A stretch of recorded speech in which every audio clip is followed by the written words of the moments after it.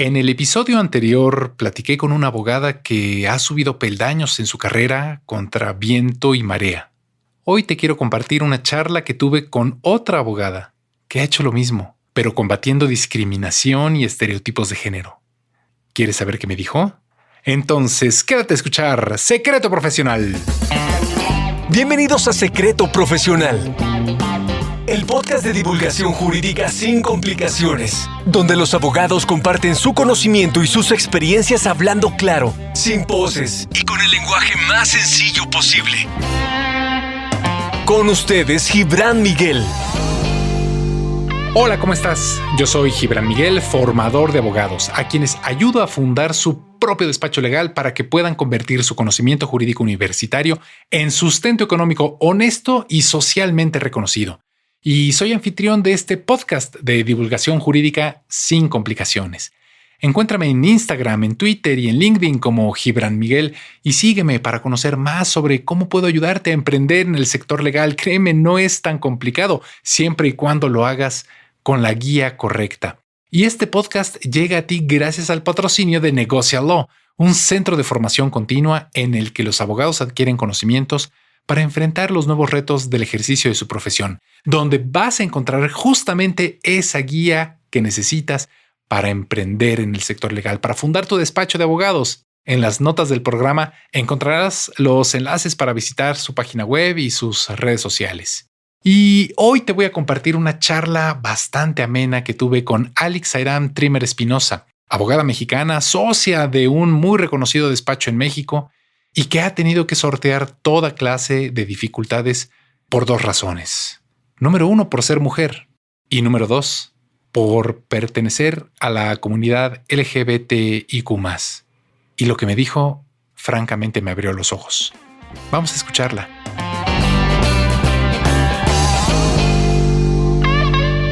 Alix, bienvenida al podcast de Secreto Profesional. Muchas gracias por estar aquí. Gracias por aceptarnos la invitación y pues vamos a platicar de cómo a las mujeres y cómo a la comunidad LGBT le ha costado tanto trabajo encontrar su lugar en una industria, en una actividad tan cerrada, tan machista como es la abogacía. ¿Cómo estás, Alix? Buenas tardes, buenos días, buenas noches, lo que sea. ¿Cómo estás, Gibran? Muchas gracias por la invitación y por tener este tipo de espacios que me parece fundamental que existan. Esa es la realidad. Creo que son como respiraderos que está teniendo nuestra sociedad para hablar de los temas que es importante tratar y que no todo el mundo está dispuesto a hablar.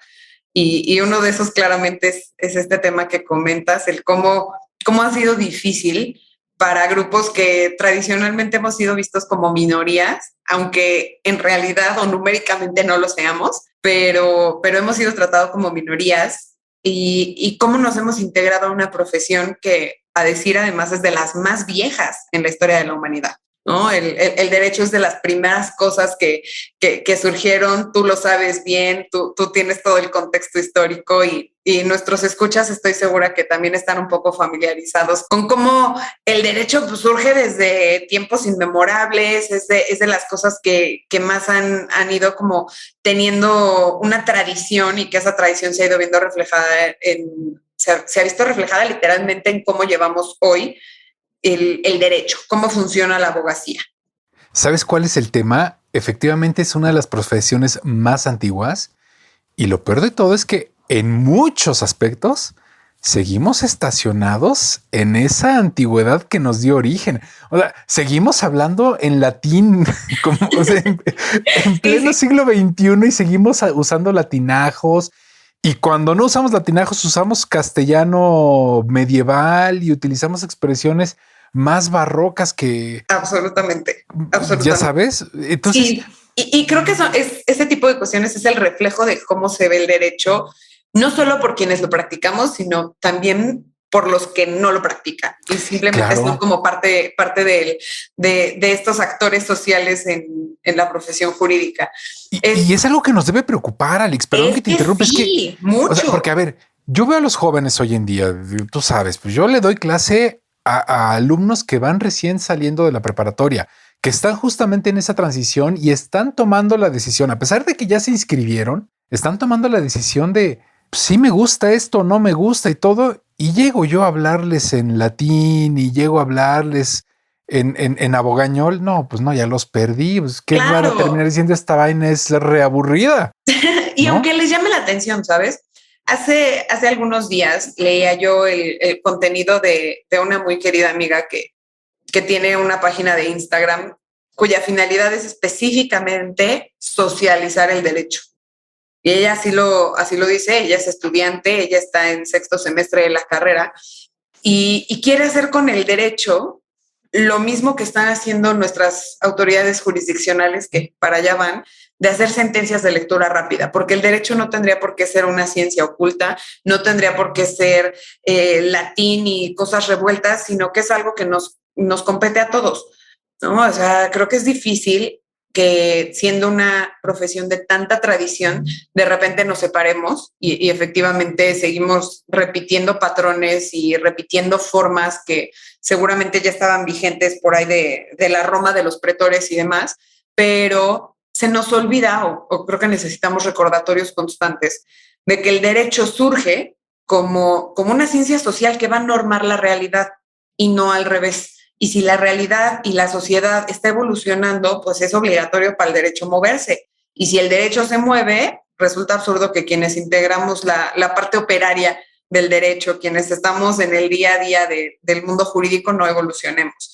Y creo que es precisamente donde converge el tema del que estamos hoy invitando a la plática, ¿no? Porque las mujeres y las mal llamadas minorías somos también parte esencial de esa sociedad, ¿no? Lo mismo como parte fundamental de la profesión jurídica porque somos abogadas, porque son abogades, o bien porque son receptores o somos receptores en algún momento de cuestiones jurídicas que nos involucran y nuestra realidad social y humana es distinta, pero es distinta entre todos los individuos y por lo mismo debe ser reconocida. Creo que esa es la parte que hoy todavía cuesta mucho trabajo, no nada más saber que se existe, sino que formalmente y materialmente esas distintas personalidades, esas diversidades que existen en la profesión jurídica sean verdaderamente incluidas en la misma. Claro. Eso es lo que falta. Cuéntanos qué trabas, qué obstáculos encontraste en tu camino para convertirte hoy en una abogada exitosa, una socia de una firma legal mexicana reconocida. Pues obviamente has encontrado y te han puesto muchas piedras en el camino. ¿Con qué te has topado? ¿Con qué se ha topado Alix Trimmer a lo largo de su carrera? Como mujer y como miembro de parte de esta comunidad. Pues la verdad es que sí ha sido un camino complicado por muchos factores. Primero, como mujer, porque yo empiezo la escuela, empiezo a estudiar en nuestra bonita escuelita de la Doctores, cuando todavía no estaba yo en el momento de autoconocimiento preparada como para decir soy parte de comunidad LGBT. O sea, En ese momento no lo tenía muy claro. Podríamos decir no lo sabías o simplemente no. Creo que me había negado a reconocerlo. Esa es la realidad. Okay. En retrospectiva, yo sé y me doy cuenta que había claras señales, sin embargo, yo decidí ignorarlas. Esa es la verdad. Y cuando ingreso a esta escuela y conozco el contexto de la misma, creo que vale la pena decirlo, la Libre se vende, por así decirlo, como una de las mejores escuelas o la mejor escuela de derecho. La verdad es que yo no tenía ese conocimiento, no tenía ese contacto. Mis papás, los dos son egresados de la UNAM y no tenía yo el contexto de cómo podía ser la Libre de derecho. Entonces, entras a un mundo distinto y te topas con una realidad completa y absolutamente machista que, si bien es cierto, yo puedo decir que soy de las afortunadas que cuando ingreso a la Libre, por un tema meramente numérico, por las calificaciones que yo traía de preparatoria, inclusive de secundaria, pues tenía una posición no privilegiada, pero por lo menos no era mal vista.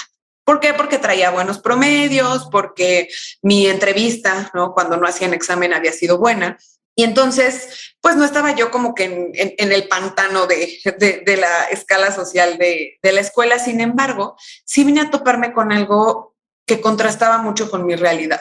¿Por qué? Porque sí había quienes hacían comentarios sumamente machistas, quienes decían que las mujeres estábamos ahí casi que ocupando un espacio y robándole el oxígeno que requerían los hombres que de verdad iban a ser abogados exitosos, que iban a llegar muy lejos, y que nosotras las mujeres estábamos un poco de paso, un poco esperando a ver si nos casábamos con un abogado exitoso que sí fuera de la libre y nos retirábamos del medio jurídico. Hace un par de semanas escribía yo un ensayo para un libro que va a tener a bien sacar nuestra escuela por el tema del aniversario de los 110 años que cumple. Y precisamente nos enfocábamos en hablar de cómo se vive siendo mujer de la Escuela Libre de Derecho. Y entonces, haciendo una reflexión, me daba cuenta que tuve, si acaso, con todo y maestras adjuntas, 5 profesoras. Wow. En toda la carrera. 5. Que además, para poner un poco en contexto a nuestra audiencia, tenemos un grueso de gente que nos escucha de la Libre, pero también de gente que nos escucha de muchas otras universidades.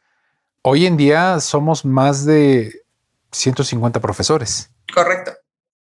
Vamos a suponer que en los tiempos en los que tú fuiste estudiante, a lo mejor éramos 100 profesores. De esos 5, estamos hablando del 5% de la planta docente.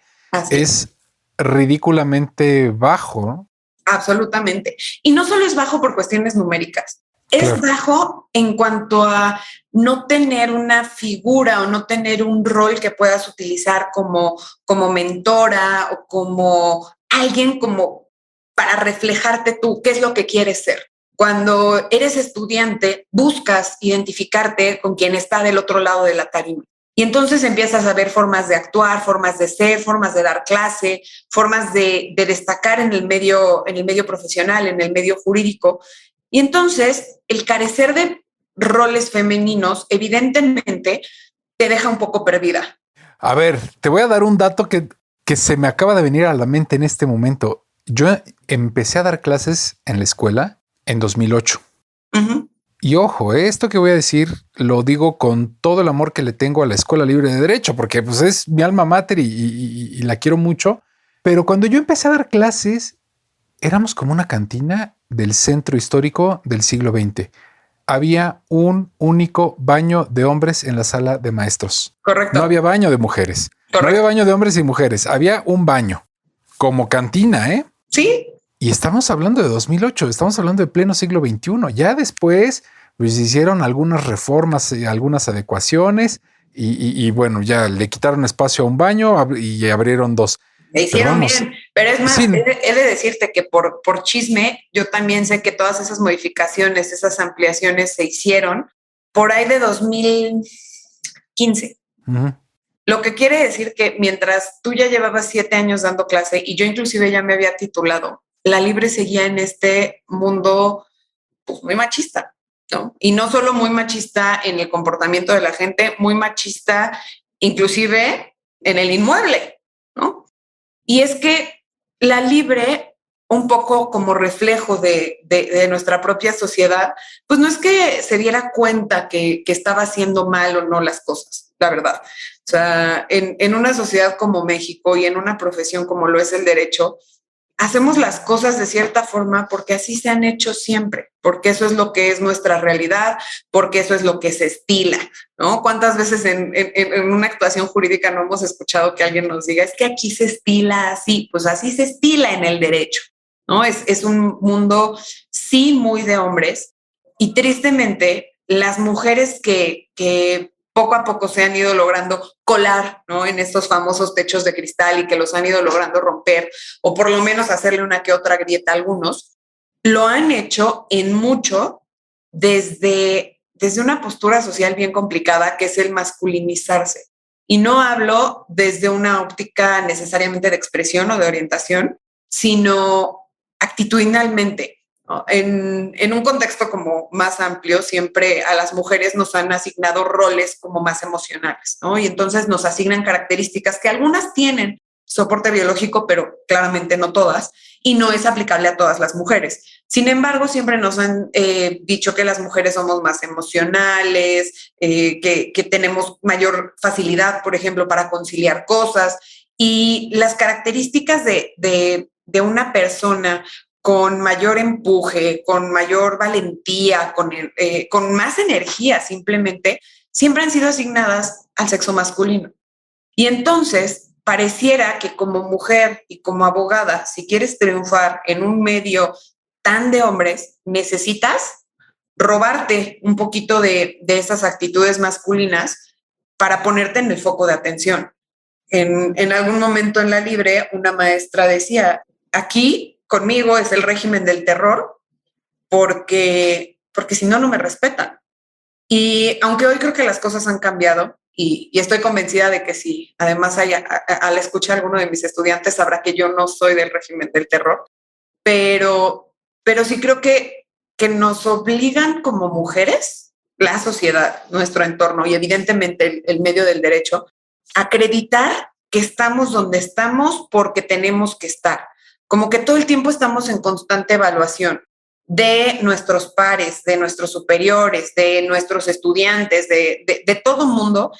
Y resulta más complicado siendo mujer porque parece que replicando las frases que te decía yo que en algún momento escuchaba yo de mis maestros en la libre, pues sí, pareciera que estamos robándole espacio y robándole aire al abogado exitoso que debería de estar ocupando determinado lugar. Y entonces como que nos hemos creado una idea de que tenemos que acreditarle a la sociedad que si estamos ahí, que si le estamos robando ese aire es porque vale la pena.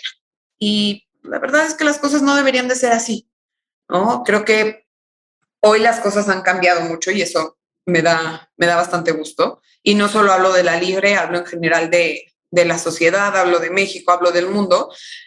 Del lejano 2007 en el que yo ingresé a la escuela a estudiar, pues claramente las cosas son distintas.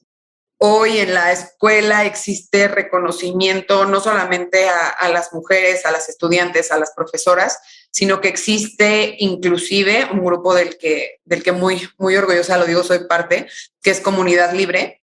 Comunidad Libre es un grupo de estudiantes y egresadas enfocado en comunidad LGBT. Es un espacio para que quienes están estudiando ahorita en la escuela sepan precisamente que el hecho de ser parte de comunidad LGBTIQ+, no es un dato que te va a retrasar en la profesión jurídica y no es algo que te puede poner vulnerable, que son cosas que nosotros vivimos, ¿no? O sea, es un poco el crear conciencia y crear un cambio a través de acciones reales, porque la gente dice mucho, la gente habla mucho y no todo el mundo toma un papel activo. Entonces, algo que nosotros queremos hacer es precisamente generar cambios reales y que los estudiantes sepan que pueden ir a pedir trabajo en el despacho en el que trabaja Alex y que es un espacio en el que van a estar seguras, seguros, que no van a sufrir discriminación, que si alguien, por ejemplo, que esto creo que al día de hoy no se ha dado en la escuela y estoy gustosa esperando que suceda en algún momento, si tenemos alguna alumna o alumno que decida transicionar durante su vida universitaria, pues que seamos un acompañamiento sano para esa persona. Todas esas cosas hoy que son muy normales, que las estamos generando y que las estamos creando, hace 10, 15 años, no pasaban por la cabeza de nadie, ¿no? Cuando estaba yo en tercer año de la carrera, ¿no? Ya además en la parte final de tercero, cercana a los exámenes, es cuando yo empiezo a vivir en mi vida todo el cambio de descubrir y de salir del closet y toda esta faceta que a nivel personal es sumamente fuerte.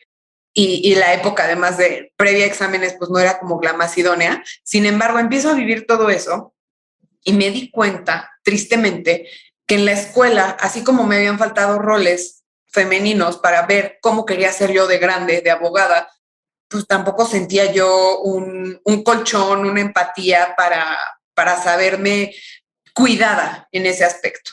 Entonces, si hay algo que hoy yo tengo muy claro y que es uno de mis principales objetivos personales y profesionales, es ser ese rol, es ser ese espacio seguro que yo no tuve. Durante tu trayectoria profesional, ya fuera de la escuela, ¿has sufrido homofobia dentro del sector legal? Muchas veces. Es que somos un gremio bien duro para esto. Dificilísimo. Y creo que vale la pena decirlo, particularmente además mi área de expertise, mi medio, el derecho del trabajo es todavía más machista, todavía más conservador en ciertas cosas. Y por supuesto que he sido víctima de discriminación, por supuesto que he sido víctima inclusive de violencia en ese tipo de contextos, porque se sobreentiende que cuando eres una mujer que te dedicas a la profesión jurídica y estás negociando un asunto, por alguna razón, la gran mayoría de las personas piensan que tú eres parte de la negociación, ¿no? Que es parte de poder conciliar un asunto el que te inviten a comer o te hagan algún comentario respecto de cómo te ves o cómo te vistes o cómo te conduces. Y tristemente también las mujeres hemos permitido un poco eso porque pues a lo mejor sí, por no quebrantar una relación profesional o por no tirar por la borda un acuerdo que podría ahorrarle a un cliente un problema, pues decidimos quedarnos calladas o reírnos, aunque verdaderamente nos estemos sintiendo incómodas o atacadas. Entonces, ese tipo de cosas han sido difíciles vivirlas, sobre todo, no solo como mujer, sino además, como lo hemos dicho, como parte de comunidad LGBT, porque inclusive ya estando yo casada, porque pues tengo un anillo de compromiso, un anillo de matrimonio, pues la gente de inmediato asume, ¿no? Que estás casada entonces con un hombre.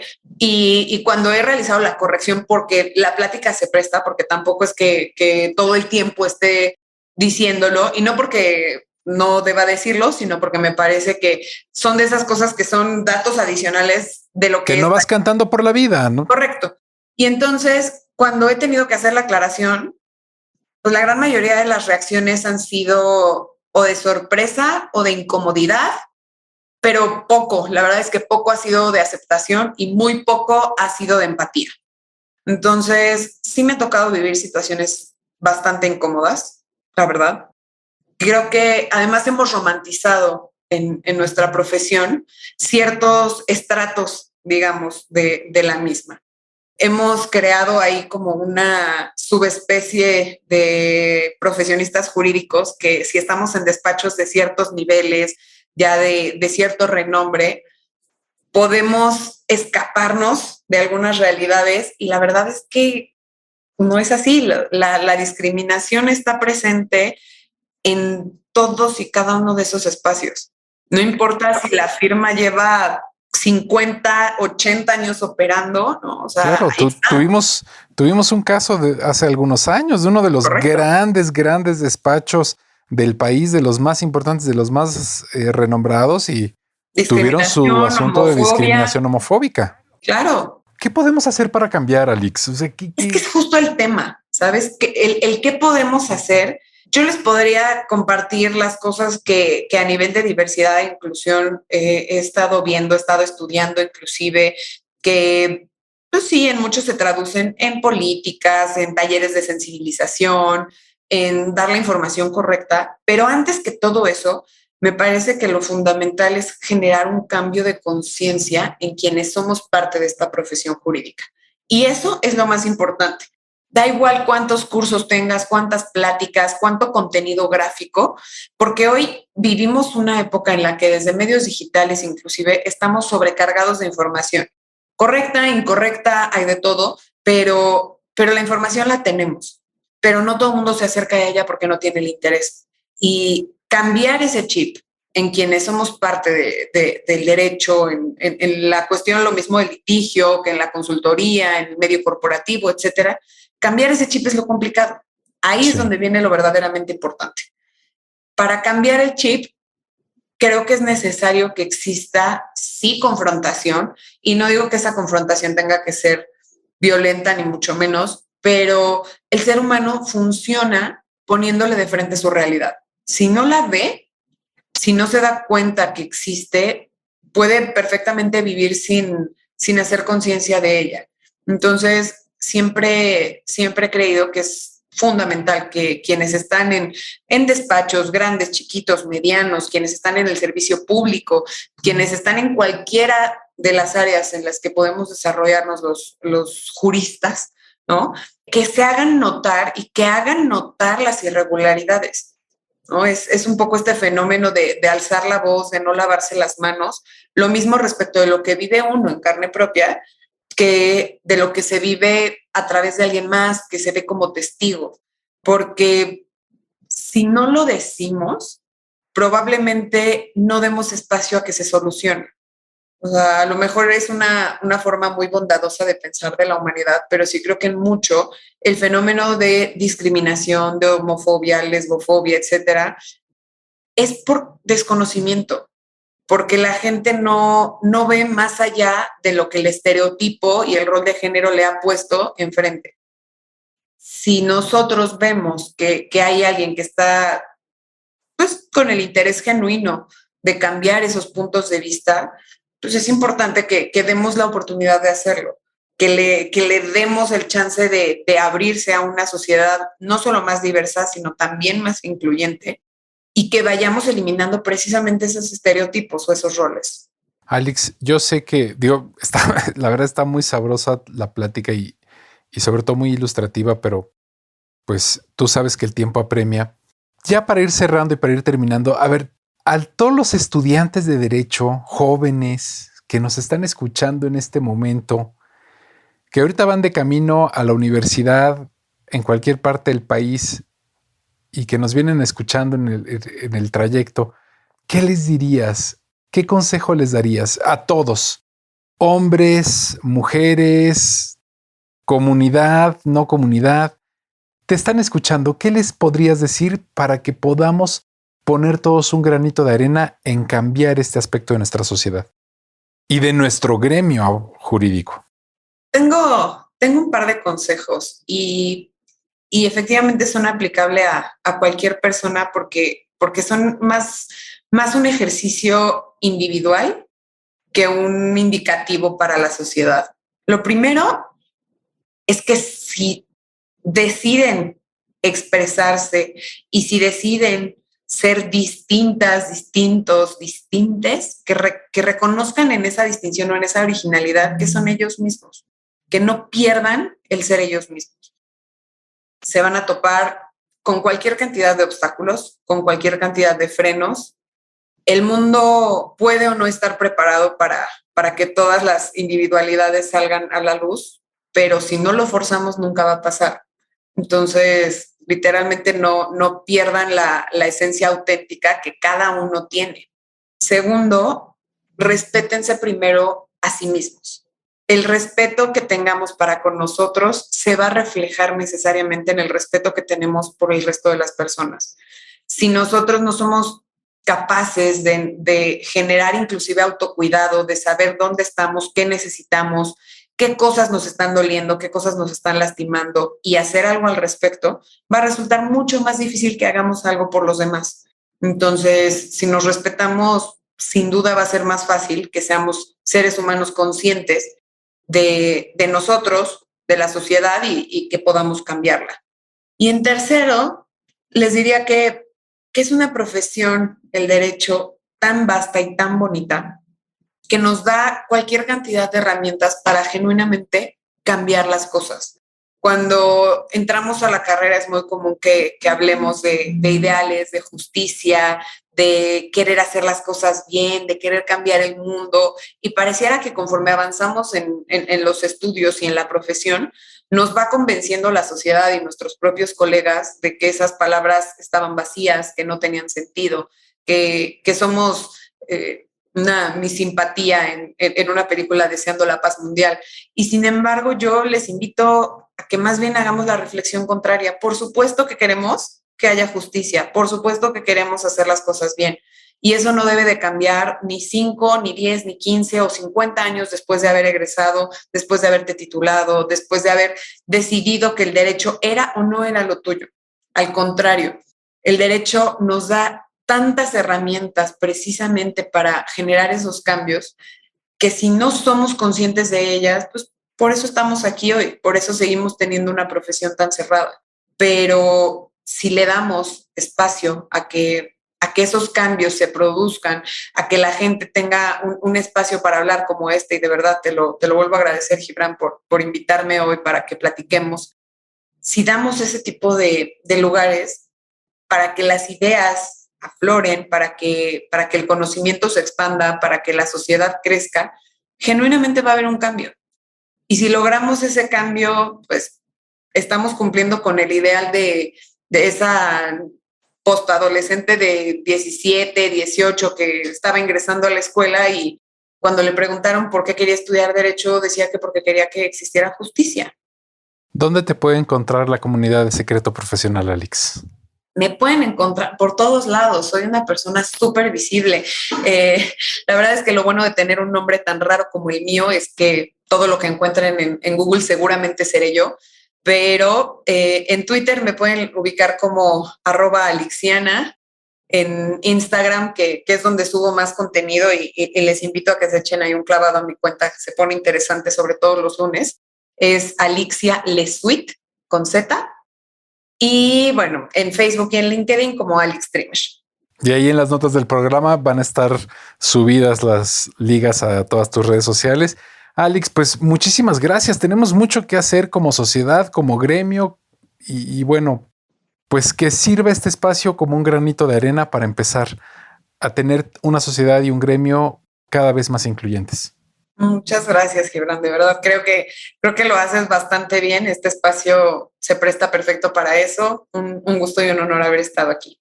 El gusto es todo mío, Alix. Hasta la próxima. Cuídate mucho. Gracias a todos, todes. Bye. A mí me abrió los ojos lo que Alix me platicó. Y espero de todo corazón que también te haya dado a ti una nueva visión de todas las dificultades que las mujeres y que la comunidad LGBTIQ+ tiene que enfrentar en esta profesión de la abogacía. Y bueno, pues esto ha sido todo por hoy.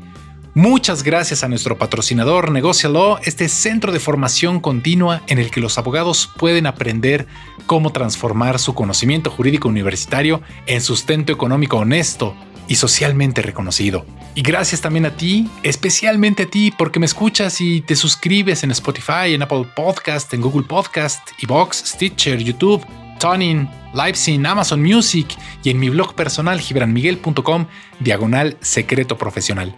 Déjame tu reseña, tu comentario, califícame con 5 estrellas porque eso me ayuda muchísimo a cumplir mi propósito, que tengamos cada vez una mejor abogacía. Encuéntrame en Twitter, en Instagram y LinkedIn como Gibran Miguel y sígueme para conocer cómo puedo ayudarte a emprender en el sector legal. Nos escuchamos en el próximo episodio para compartir otro secreto profesional. Por cierto, si no estás a gusto en tu despacho, cámbiate de despacho o funda el tuyo. Yo te enseño cómo. Hasta entonces.